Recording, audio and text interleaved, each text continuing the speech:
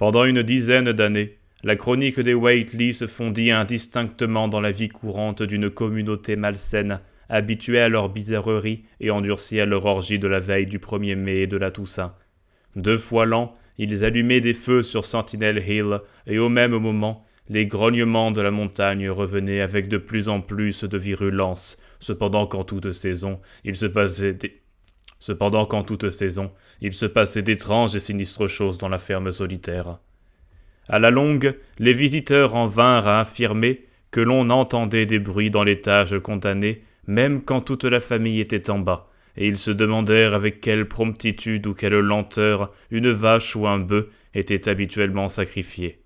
On parla de déposer une plainte auprès de la Société pour la prévention des cruautés envers les animaux, mais le projet n'eut pas de suite, car les gens de Dunwich ne tiennent jamais à attirer sur eux l'attention du monde extérieur.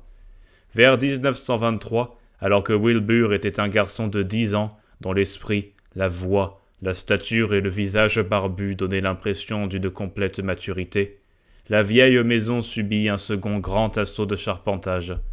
Tout se passa à l'intérieur de l'étage interdit, et d'après les débris de bois de charpente mis au rebut, on conclut que le jeune homme et son grand-père avaient abattu toutes les cloisons et même supprimé le plancher du grenier, ne laissant qu'un immense espace vide entre le rez-de-chaussée et le toit pointu. Ils avaient aussi démoli la grande cheminée centrale et muni la cuisinière rouillée d'un léger tuyau de poêle extérieur en fer blanc.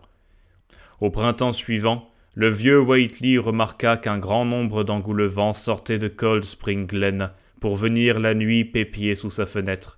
Il parut y voir un fait d'une grande signification et dit au désœuvré de chez Osborne qu'il croyait son heure sur le point de sonner. « Il siffle juste comme je respire à présent, dit-il, et je crois pas qu'ils s'apprêtent à attraper mon âme. Ils savent que va sortir, ils ne comptent pas la manquer.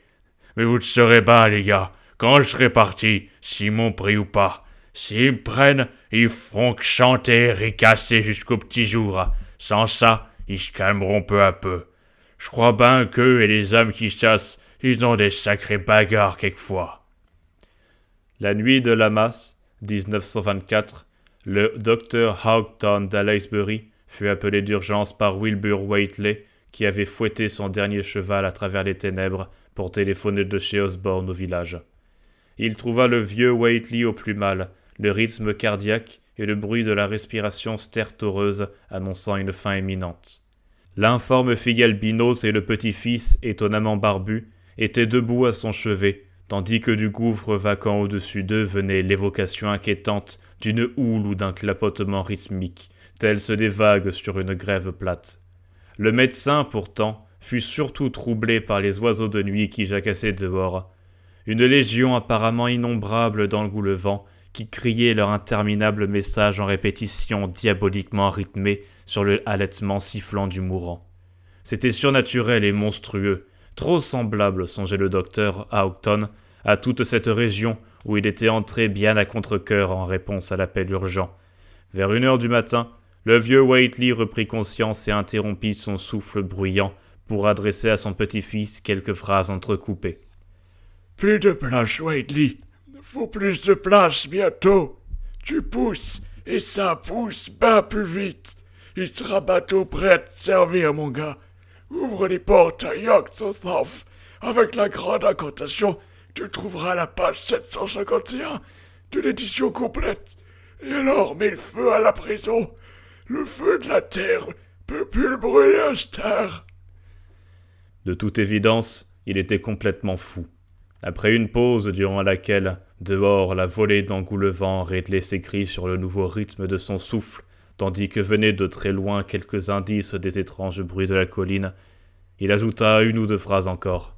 « Donne-y à manger régulièrement, Willy, et attention à la quantité, mais laisse pas pousser trop vite pour la place, parce que s'il crève son logement, ou s'il s'enchave en tour à York South, c'est fini, et ça vaut plus rien. Y a que au-delà pour le faire multiplier et travailler. Y a que les anciens qui veulent revenir. » Mais la parole fit place de nouveau au halètement, et Lavinia hurla en entendant les engoulevents suivre la nouvelle cadence. Cela dura plus d'1 heure, Puis vint le dernier râle guttural. Le docteur Houghton abaissa les paupières ridées sur les yeux gris déjà vitreux, tandis que le tumulte des oiseaux s'éteignait insensiblement jusqu'au silence. Lavinia sanglotait, mais Wilbur n'eut qu'un rire étouffé cependant que les bruits de la colline grondaient faiblement. « Ils l'ont pas eu », murmura-t-il de sa profonde voix de basse. Wilbur était alors un savant d'une érudition réellement formidable dans son domaine si particulier, et s'informait discrètement par correspondance auprès de nombreux bibliothécaires de villes lointaines où l'on conservait les livres rares et interdits d'autrefois. Il était de plus en plus craint et détesté autour de Dunwich à cause de certaines disparitions d'adolescents dont on le soupçonnait vaguement d'être responsable. Mais il réussissait toujours à étouffer les recherches, soit par la crainte, soit en usant de la réserve d'or venue du passé, qui, comme au temps de son grand-père, assurait régulièrement et de plus en plus les achats du bétail.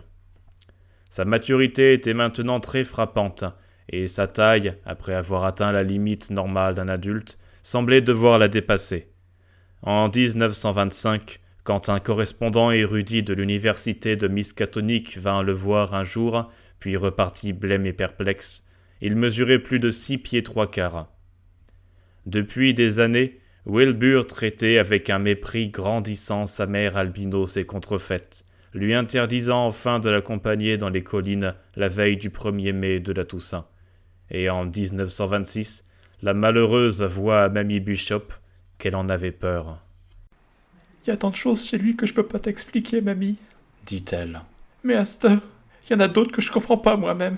Je te le jure devant Dieu, je sais pas ce qu'il cherche, ni ce qu'il essaie de faire. » Cette fois, pour Halloween, les bruits des collines tonnèrent plus fort que jamais, et comme toujours des feux s'allumèrent sur Sentinel Hill.